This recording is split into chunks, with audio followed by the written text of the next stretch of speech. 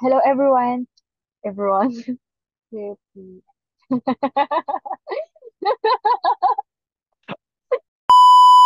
Hello everyone. Welcome to my page or to my channel. Kung saan ka man galing. I'm Shane Ann.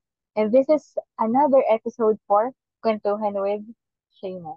And I'm with Kuya Eli ulit from Downtown Alley PH. Hey! Hey! Ganito Eh, nga Kuya Eli. uto. Ilan taon ka na nga ulit? Wow, may tanong na edad. Joke lang. Joke lang. Kidding aside, ayun. Um, since dapat po talaga four kami, ayun, kaso yung mga in-invite po namin mga hindi pwede. Okay lang yan, bawal tayo next time. Ayun, to start this kuntuan session, para matapos na tayo agad. Charot. Hindi, ayun. Let's start this topic with a question. Paano mo masasabi na nagugustuhan mo na yung isang tao? Ayun, ikaw, Kuya Eli, paano mo masasabi na gusto mo na yung isang tao? Kasi minsan hindi tayo aware na gusto na pala natin tong taong to. Parang may time na parang in denial pa tayo sa umpisa, gano'n, o kaya parang nade-develop pa siya, gano'n, di ba? May mga ganong chance na parang feeling natin, hindi, wala pa to, gano'n, hindi, ano, hindi to, gano'n, ganyan, yung mga gano'n tayo sa isip natin. Parang pinipigilan na natin yung nararamdaman natin dun sa tao. So, ikaw, paano mo masasabi na gusto mo na yung isang tao? Sa akin, ah, hindi ka, may ano ako kasi ako eh. Pag sinabi ko ng tropa or kaibigan, ano na, off na yun, na agad. Hmm, Bawal ma-develop, correct. as in, talagang tropa-tropa agad yun. Walang ma-develop or what, in the long run. Kasi, yun yung signal ko sa sarili ko na, hindi, tropa to. Walang ano, magandahan ako or what, tropa to. Ganun ako eh. Hmm. Pag tinuri ko na ng tropa, ano, may off limits na agad ako na Mm-mm. na kung walang develop na mangyayari for me. Mm. Parang ang hirap kasi nung part na made-develop ka sa bandang huli. Parang ang layo na sisirain mo eh. Parang hindi siya worth it. Ah. Yun yung kasi kung gusto mo yung tao, ipakita mo na agad yung ano mo, yung intention mo right away. Mm. Halimbawa, nag-meet kayo somewhere, basta nag-meet kayo kilalanin mo siya pero hindi yung tipong ano eh maabot sa parang magtropa yung ano or friends yung Mm. turingan ano mo approach mo sa kanya you put something na off limit na care ko this town to more than to a friend ganun parang may ano di ka naman nag-good night or good morning sa atin sa tropa eh para di ba or "Uy, kumain ka na o ingat pa uwi Mm. ganun eh magsisignal ka na agad right away Yeah. na kesa parang abutin mo na magtropa yung ano. Kasi mixed signal kasi yun eh. Pero hindi ako yung taong hindi Pero, nagsasabi. mm. Hindi ako nagsasabi. Pero ano lang, Oh, question lang ko yung Ellie. Is there instance na parang, kaya mo, parang minsan, halimbawa, ay, kakilala mo pa lang, tapos parang may chance na magustuhan mo yung tao, pero parang na-feel mo ba na parang, ay, mukhang marireject ako nito, kaya tatrapahin ko na lang. ay May hindi. ganong instance, ba? Hindi. Kasi may ano yan eh. Yun yung parang sasabihin ng iba na off limits or out of our league. Parang ganun. Mm. Technically, yung out of your league na term or parang masyado mo siya maganda sa akin, parang di kami bagay. Di na kasi parang nung tumatanda-tanda ako. Okay. So, nung medyo ano na ako, na-realize ko, wala ano, hindi tamang term yung out of your league. Eh. Parang, pag sinabi yung out of your league, basically, kine-question mo yung sarili mo, na parang, Mm. parang dinadown mo sarili mo ngayon, na, ay, Mm. sorry sa term, sorry sa word. Parang, wala ka talaga agad pag-asa. Eh, kung try mo muna, ganun. Kasi kahit sabi mong anong style ng buhay mo, kung mapakita mo naman sa tao na yung intention mo and uh, technically your intention dun sa tao, mas mabilis mabilis yung yung transition eh. Sa parang first date, second date, kung maabot man kayo ng third date, okay. Pero yung first So, chance na magkaroon kayo ng first date, yun na yung una mong chance na kilalanin yung tao lalo. So, parang ano pala, no? Parang ikaw, instead na kakaibiganin mo muna yung isang tao, much better na talagang ipakita mo na gusto mo siya, gano'n. Huwag Oo. nang papadaan sa friendship, gano'n. Para, Oo. pinapalam ko sa'yo na gusto kita, gano'n. May ganun nga na, ano, na talagang, ayaw kitang kaibiganan kasi gusto ko more than doon. Yung mga gano'n, no? Oo. Kasi ang hirap nga nung ano, parang bawas sa babae din, mahirap. Bawas sa'yo. Pag trinopa ka, and then after what? After 6 months, after 3 months, sabi natin, after a month, then biglang sinabi ni, ano, ni Guy na, Shane, labas tayo, ano lang, kain lang tayo, or ano, food trip. Kaya nag-uumpisa yan eh. Yung tipong food trip, Kasi hindi ako gano'n eh. kape. Parang, hindi ako yung nag-yes agad sa, And then, yun nga eh. pag may Yun nga yung mag-aalok ano, ng gano'n. yun nga yung scenario, parang, sa babae, iniisip niya, ano, magkaibigan kami. May And something then, na, hindi, okay. magkaibigan lang kayo. Then, alam mo, magkaibigan kayo. Sana sa'yo ah. And then, sa Oo. lalaki, may mali siya pala. Yung ano, quote and quote, mali siya. Ah, Oo. and then, bigla siyang nag-aya na, siya yung labas tayo, kape or food trip or hangout. Pag sunod-sunod na. Hindi, yung una muna, unang instance. Mm. And then, bigla, yung after nung unang hangout nyo, good. Parang normal lang sa'yo na hangout. Then sa kanya, putya, meron pa ng ano, may pag-asa ako kay, no, kay Shane. Ganun. And then, parang mukha naman siya nag-enjoy din. Then nahatid ko siya sa somewhere doon sa bahay niya o what. And then, after that, nag-uusap kami. So, dun sa lalaki, parang hindi pa siya nagsasabi, pero parang, baka may chance ako na ano, ma-invite ko pa siya for the next second date. Pero hindi pa siya nagsasabi. Talaga yung yung yung action niya is more on ano lang, gala or hangout lang talaga para sa'yo. Pero sa kanya parang nagmo-moves pala siya. So yung the, Kalimitan sa lalaki ang mm, ano. go go. Ay, hindi. Depende pala yan. Kasi kapag ganun, sa part ko, kung may ganon klaseng lalaki at bilang parang ano, depende kasi ako yung mag-aaya kapag gumawa ako talagang hangout as a friend, ganon. Pero kung lalaki yung mag-aaya sa akin ng ganon, either, may something na sa parang mabibigyan ko na ng mali sa yon ganon. So, sa akin parang, mas normal siguro parang pag babae yung nag-aya, ganon. Pero kapag lalaki, parang may something nga talaga. Lalo na kung ano, kung palagi nga, ganon. So, yun. So, sa'yo, in short, masasabi mong gusto mo yung isang tao kapag inaya mo na talaga. Pero Oo. paano? Paano siya? Anong effort? Ganon. Sabi mo kasi, may pagkakataon na parehas ng effort na ginagawa mo sa babaeng kaibigan sa kanila sa nagugustuhan mo. So, ano yung pinagkaiba naman? Para matukoy mo talaga na yung taong yun is gusto mo, hindi lang as a friend. Hindi, ano yun, yung sa ano naman, sa actions naman yun. Pag siya na yung ano, pag magkasama kayong dalawa, or, kasi hindi, ano yun eh, ako kasi hindi tipong, pagkasama ko yung friend ko, mga friends ko, and then yung girl na date ko, may ano, syempre may special ano, treatment din. Nandun yung special treatment. Maghihiwalay doon ngayon yung friends tsaka doon sa date. Yung special treatment. Kaya mapapansin mo yun sa lalaki na, uy, ano, parang dumada-moves ka dyan, Ellie, or ano, pre, dumada-moves ka dyan, or ano, maano ka, may special something na ginagawa kaysa sa amin, Mm. parang ganun. O, ikaw ba, Shane? Nade-develop ka ba sa isang guy pag nagiging friends siya or nakikilala mo? Friends, pag friends, depende. Pero ano, kalimutan mo hindi, parang hanga lang, ganun. Pero masasabi kong nagugustuhan ko yung isang tao kapag ano na. Minsan kasi, paano ba siya i-explain? Pag may certain sa personality niya na parang, uy, ano, kakaiba, ganun. Or meron dong na nakakahanga talaga, like, yung nakaka-admire, ganun, bilang isang lalaki, ganun. Ganun siya, dun siya nag-start for me. Pero syempre, ako, ina-assess ko muna yon kung, teka lang, tama ba to? Nagustuhan ko ba yung tao? O baka mamaya, ano lang, humahanga lang ako, ganun, kasi nga Infatuation nakakatuwa lang. kung ano yung, yeah, kung ano man yung meron dun sa tao, ganun.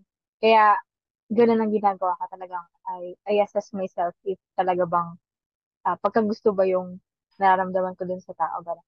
So, sa akin, masasabi ko, kapag ano na, pag lumilipas na, halimbawa, ah, may scenario na itong ano to, itong guy na to umamin sa akin, gano'n. Tapos, um, ako parang in deny kasi ang babae, napansin ko Kuya Ellie, sa mga kaibigan ko yung babae, parang ano, mas magde-deny sila sa nararamdaman nila instead na pakawalan nila yung nararamdaman nila, gano'n. So, syempre 'di ba, parang may nagho-hold back sa'yo kung bakit parang ano, parang hindi mo maamin sa sarili mo na gusto mo rin yung isang tao, gano'n. Ewan ko kung sa guy gano'n din, pero sa babae kalimitan gano'n, parang in denial pa talaga. Pero marirealize na lang nila, ako, marirealize na gusto namin yung isang tao kapag ano na, lumipas na, parang ano na, tawag ito, kapag natapos na yung pag-e-effort ng isang taong yun, tapos doon lang marirealize yung halaga ng tao. Di ba? May ganun eh. So, tendency, kalimitan, ganun. Parang later action na kami sa part na yun na parang nagde-delay yung feelings namin. Hindi naman siya nagde-delay, kung ano pala, yung, yung ano namin, yung pag-accept dun sa fact na talagang gusto namin yung tao pala. Kung kailan wala na. Parang ganun. Ayun. Since ayun nga, alam mo na gusto mo yung isang tao. So, ayun, nasa point na nag-ligaw stage, ganyan. Dumating ba sa point na naging kayo, na-pursue mo ba siya? Or ano-ano yung naging dahilan para hindi mo ma-pursue yung isang tao? If ever na hindi mo siya na-pursue. So ako yung tumigil, yung ba yung gusto mong sabihin? Or ano ba? Ako, Any of the okay, two. sige.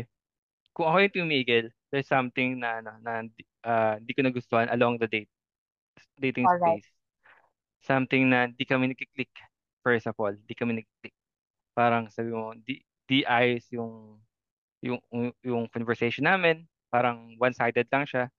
And then, not just one-sided, just happen na yung malayong interest niya, hindi naman sinasabing laging pareho kayo ng interest.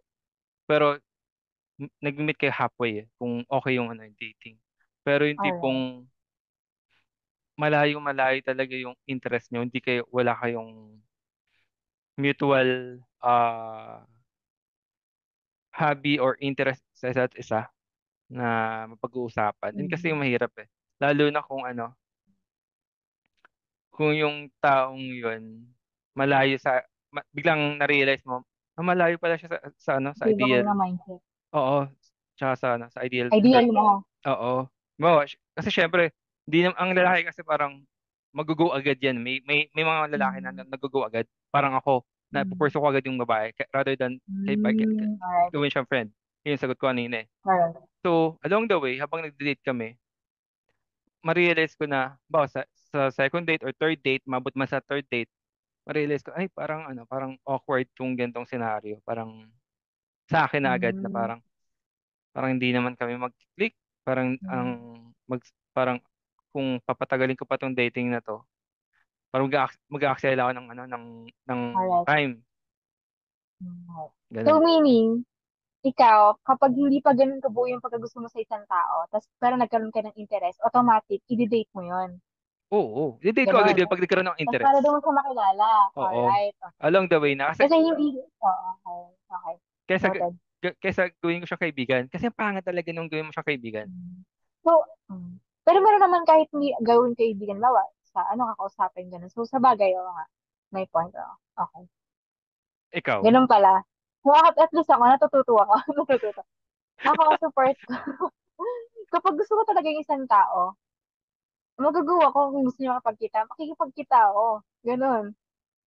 Kasi may mag-aaya at mag-aaya, pero hindi lahat yun yes. Like yun sa'yo, sa part mo kasi, syempre para makilala mo, makipag-date ka, gano'n. Even hindi pa gano'n ka 100% na gusto mo isang tao, pero nagkaroon ka ng interest. Automatic sa'yo, i-date mo siya para makilala mo. But for me, bilang babae kasi, ewan ko, sa part ko kasi, hindi agad ako mag-yes sa isang tao kahit na magkaroon ako ng interest, but hindi pa ako ganun ka-sure sa sarili ko na gusto ko talaga siya. Hindi ako makikipag-date or hindi ako sasama sa kanya. Hindi, I mean, ganun ako. Pero yun nga, sabi nga din ng mga kaibigan ko, better din na makapagkilala ganyan. Pero ayun naman, may ganung part naman. Kaya lang ngayon, mahirap kasi siyang Mahirap. May pagkamahirap sa part ko. Paano mo siya ngayon makikilala kung hindi naman pwede natin sabihin Alright. laging may gusto agad. So, yung interest Alright. pa lang. Gets ko na. Paano? Sige. May sagot ako dan kay Ellie. Ah, So, ano ito sagot mo lang. dyan? You can, yeah. Yay!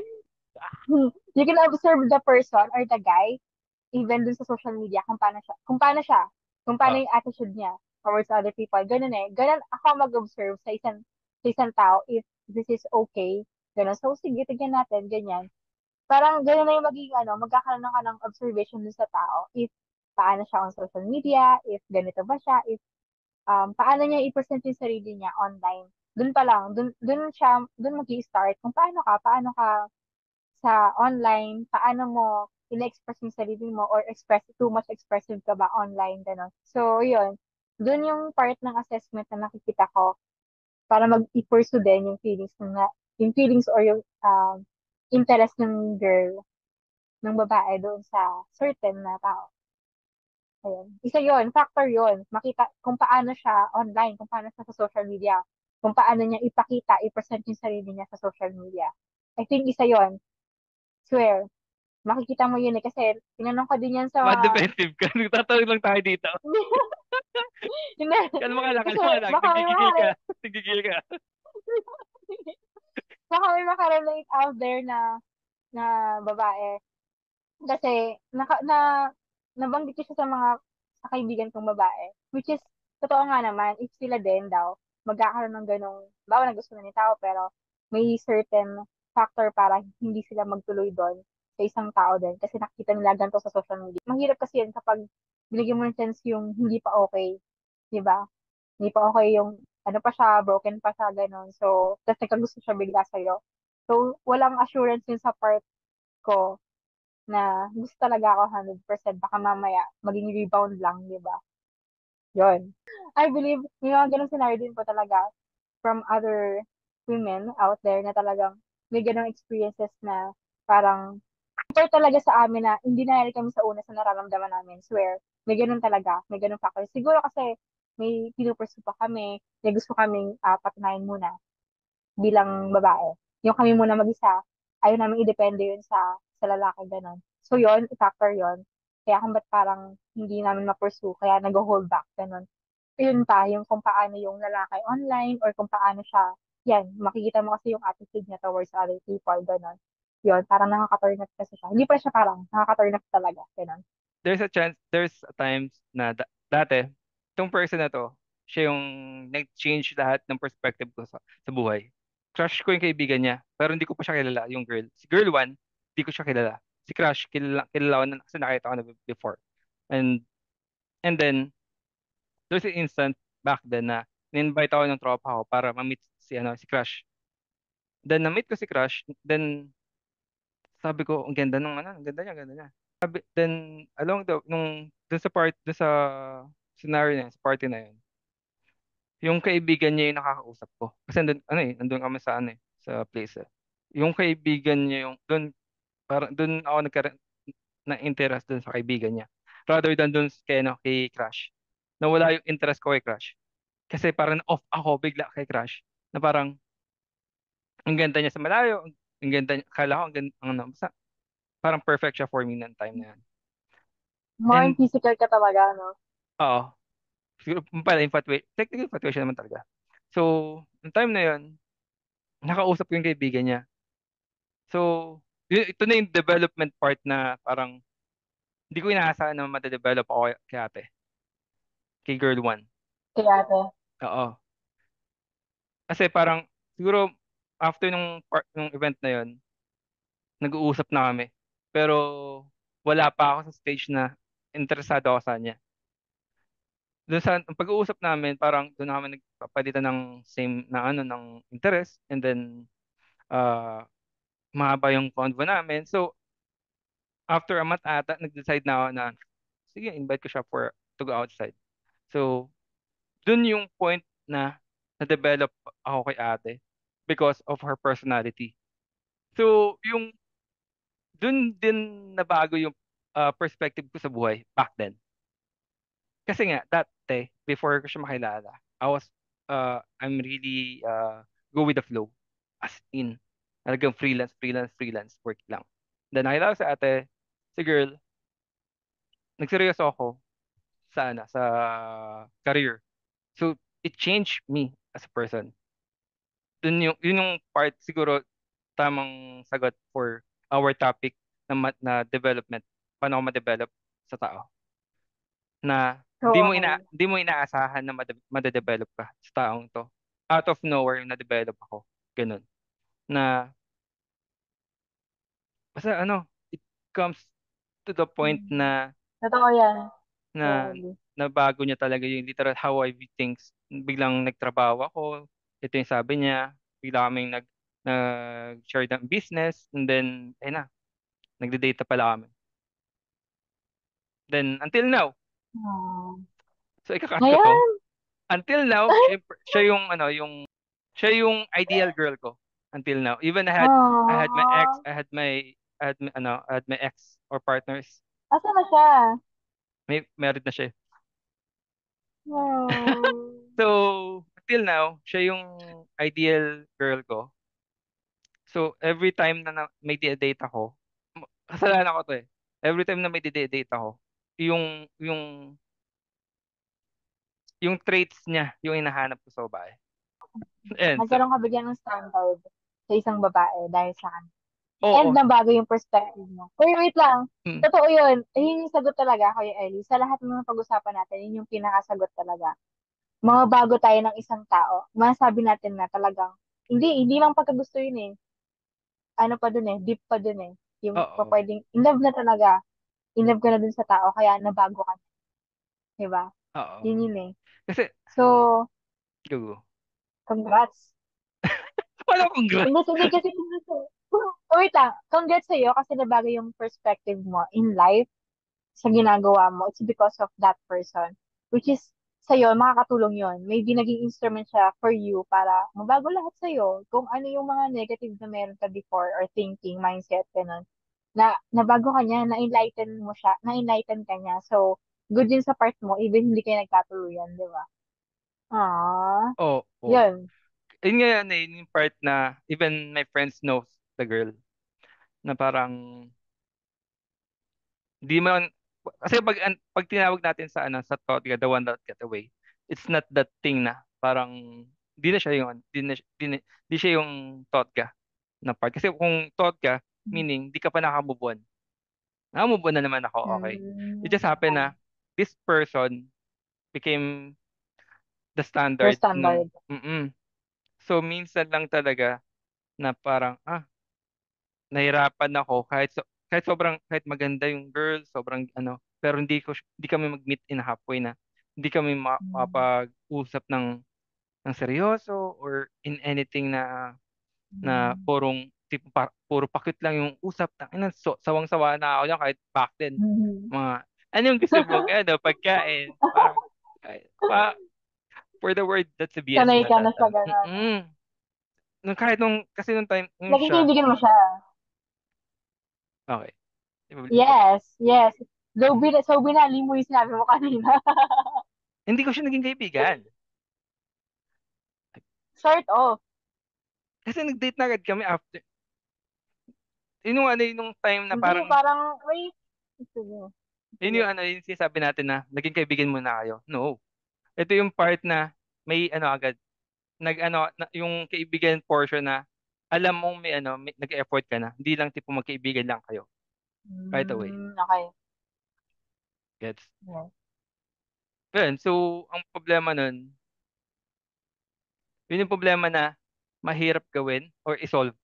Kasi along the way, hanapin mo yung taong yun, hanapin mo yung, i-compare mo siya. I-compare mo lahat ng dinate mo along the way. Ano yan? Ano sa part mo? Ma- Ay, sige, sige. Dapat pala ibalik ko yung tanong sa akin. Ikaw ba? Sa part ng babae, tapos din, Mm. may mo naman along the way din yung taong talagang para sa'yo. Ganun. Na same mindset talaga. Ganun. Na same ng kakalugan, gano'n. Sabi nila, red flag ko yun when it comes to dating. But the thing is, that I'll accept that na red Sure flag. ka kasi. Sure ka sa But sarili mo kung ano yung gusto mo na eh. kasi Di ba?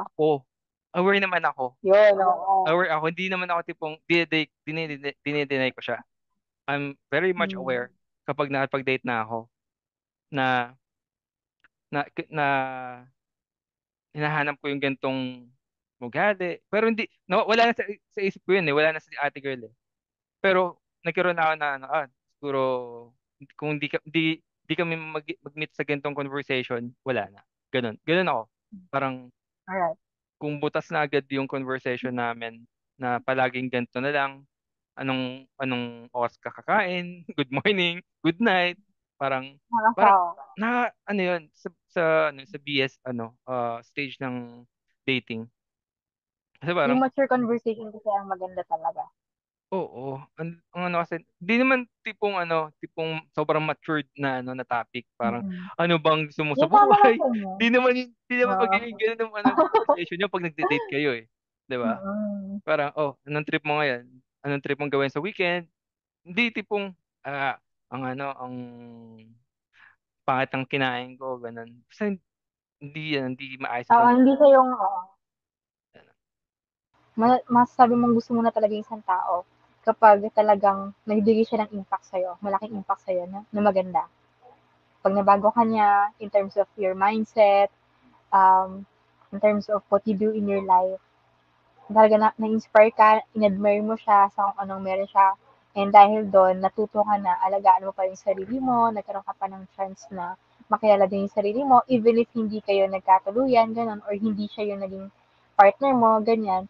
Yun yung nakakatuwang part doon. May nagustuhan tayo, may nagugustuhan ka, tapos ayun pa yung nakapagpabago sa atin. Naging instrument sila para mabago yung mindset natin, yung kung paano natin tingnan yung life, ganyan, kung paano tayo towards other people, ganon. Yun yung magandang aral doon sa makukuha natin from the past na nagugustuhan natin, di ba? Yun. Natutunan mo dun sa time na crush or hindi mo pursue or na-pursue is yung things na ayaw mo, tsaka yung things na gusto mo. So, in the Na-identify.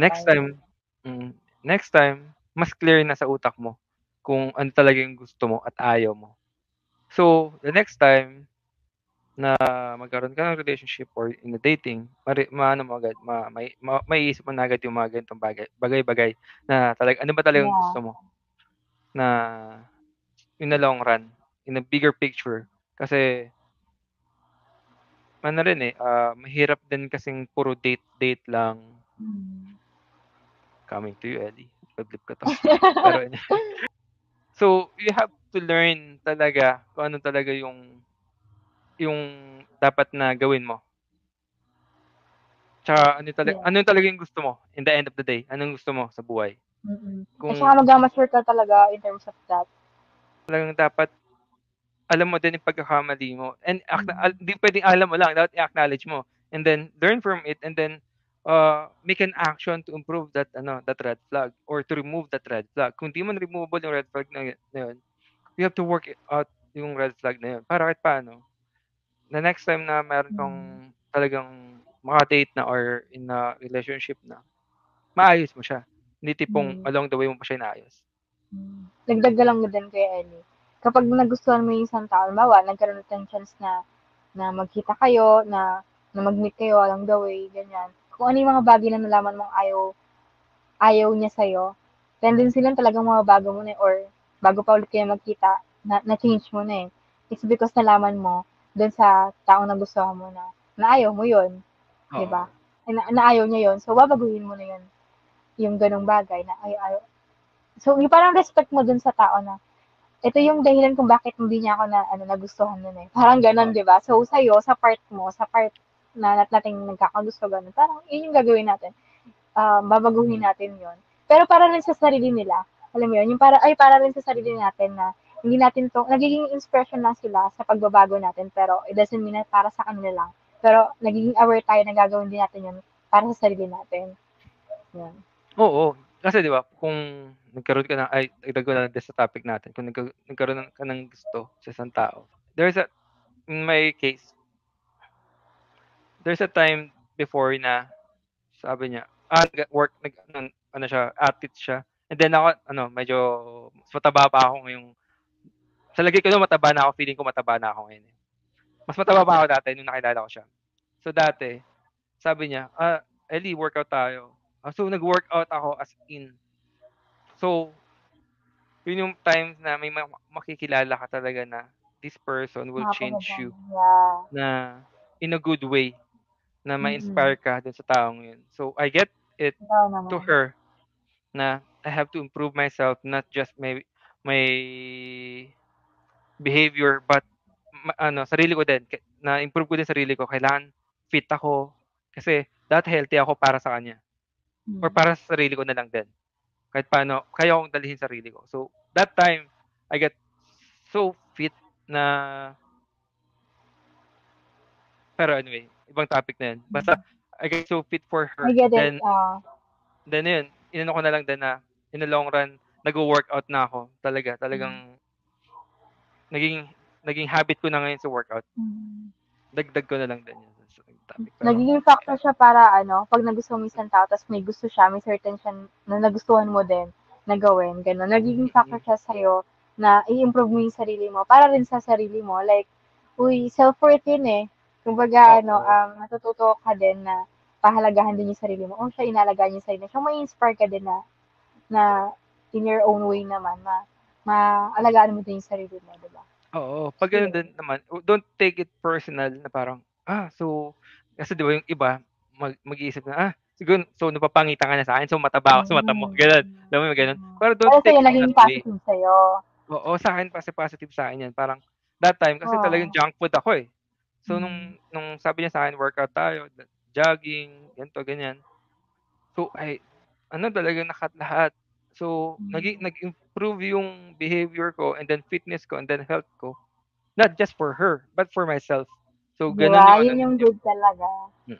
Mm. So take it, Actually, mm, go. take it. Take it positive sa mga Yeah. kung constructive yung criticism Pag-aya. or yung mga nasasabi sa ibang tao. Mm. And ayun, Kuya Ellie, thank you so much for this episode. Sinamahan mo ulit ako, even if dapat apat tayo, meron tayong kasama. Thank you sa words of wisdom na meron ka ngayon. Meron ba? Thank you sa mga shinare mo regarding dito sa topic natin. And yeah, thank you so much din po sa mga nanood and sa nakinig po sa amin this episode. See you in my next one. Bye! Bye.